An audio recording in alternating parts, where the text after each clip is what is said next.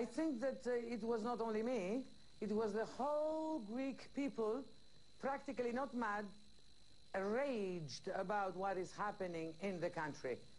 We are counted as collateral damage of a huge mistake of Western capitalism, IMF, the central bank, Mrs. Merkel, and all the guys that want their money back. Yes, well, you may well be that, but the fact is they do want their money back, and they've told Greece it's time to start playing by the same rules as everybody else. Yeah, but I have to explain you something. You lend money to somebody with the hope of taking it back. You don't lend somebody money so that you take his life back as a price and as a punishment. What is happening now is that nobody knows what exactly is this. All right. Richard, what exactly is this debt? Whose debt is it? Is it the Greek people's debt? No. It's not our debt. It's not the Greek people that took the money. It's a small amount of big companies, multinational lenders and banks. So, it's not the Greek people. So what? And you should ask other deputies in the world, can they survive under these terms? Can you survive? Just a minute. What do you want from your Eurozone partners, then? What do you want them to do? Because they basically say, look, we can't keep sending money to Greece. Greece hasn't got the money to pay back the debts. It's going to have a reform of the economy. So what do you want? What do I want? And lots of people want now here in this country a beautiful exodus. We want to get out of the Eurozone. We want to take our lives back. Staying in the Eurozone is a disaster getting in and a disaster getting out.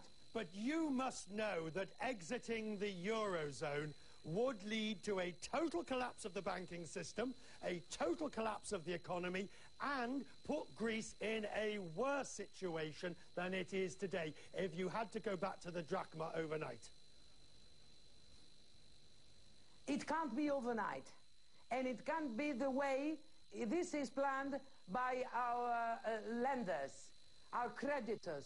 It is a decision, it is a political decision. This country is a country, it's not a business. And that's why we cannot accept proposals, change your name, remake your image, start from the beginning. You can't start a whole country from the beginning. You can start an economy from the beginning. As we look forward, though, and you come to the conclusion of what happens now, ministers are already resigning from the government.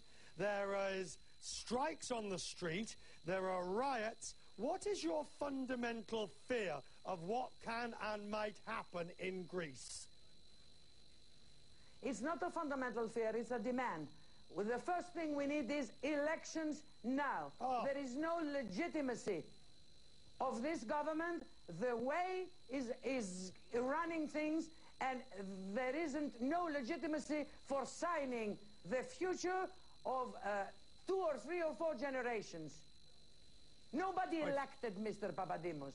He was picked up and selected as the available man to do the job that is against us. Okay, so when elections now. Who's afraid in a democracy of elections? Who is afraid? When the Eurozone leaders say that there has to be another 300 million in cuts, that all political parties have to sign up to the deal so that they can't change after an election when it comes, what is your message back to Brussels?